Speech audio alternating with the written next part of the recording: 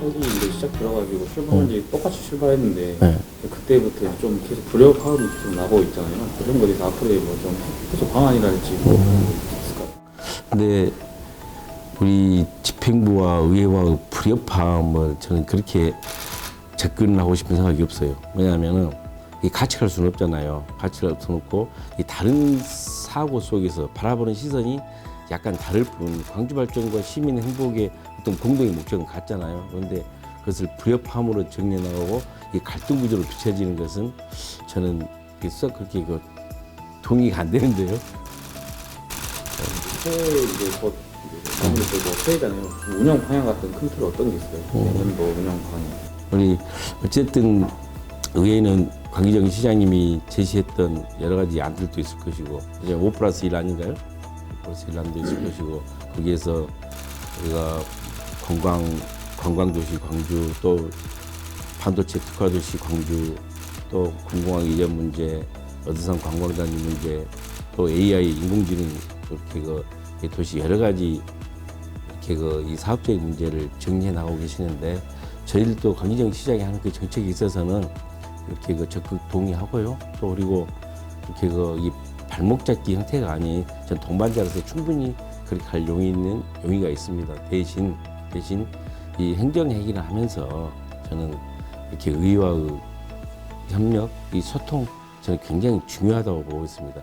가장 큰 이렇게 사람이 할 수 있는 가장 큰 행위가 뭔가요? 소통 속에서 서로 같이 협상의 길을 만드는 거 아닌가요? 그런데 이렇게 약간 고집스럽다 그렇게 표현이 맞을지 모르겠습니다.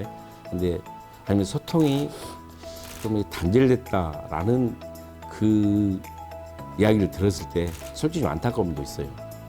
근데 아마 아까도 제가 서두에 말씀드렸지만 강기정 시장도 이 광주 사람과 시민 행복을 위해서 열정을 다하고 계시니까 잘 되지 않겠습니까? 이례적으로 2천억을 삭감을 내년 예산 심사에서 삭감하고 이제 추경도 이제 곧 시에서 준비하고 있잖아요. 어떤 이게 좀 기조로 예산을 심사했고 이제 앞으로 추경했을 때 어떻게 또 하실 계획인지.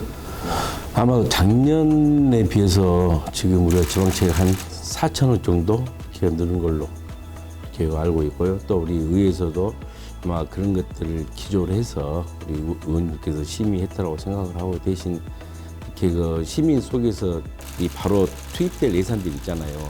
그런 예산들은 아마 우리 의원님들이 이렇게 거의 동의하는 걸로 그렇게 알고 있는데 또 이렇게 잘못된 내용이 있나요?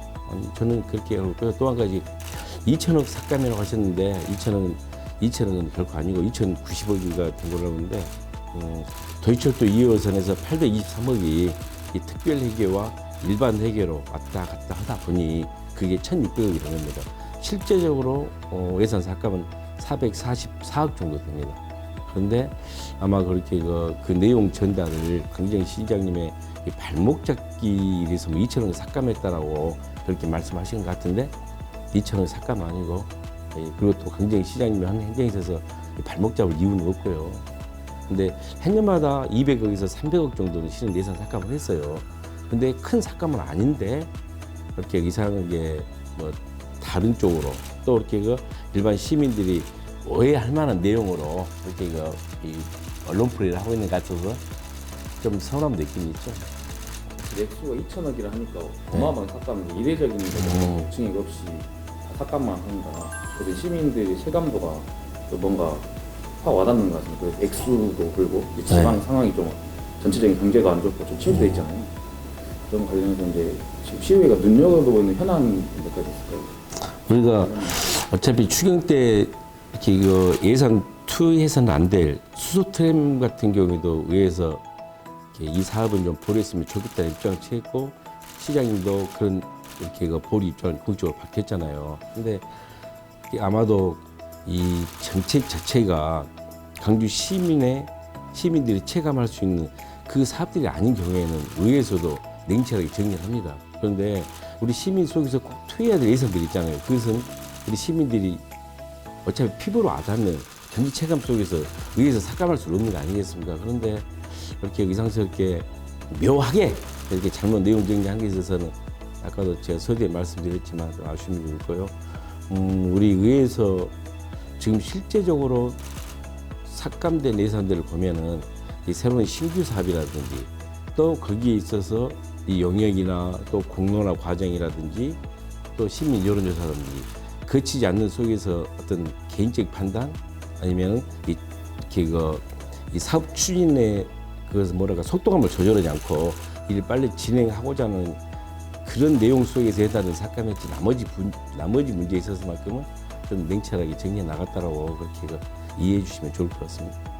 2022년 올 한 해 정말 수고 많으셨습니다. 그리고 참 여러 가지로 힘든 상황 속에서도 그동안 잘 버텨 주셨습니다. 광주 시민 여러분 2022년 마무리 잘 하시고 2023년 건설하시고 복된 해 되시기 바랍니다.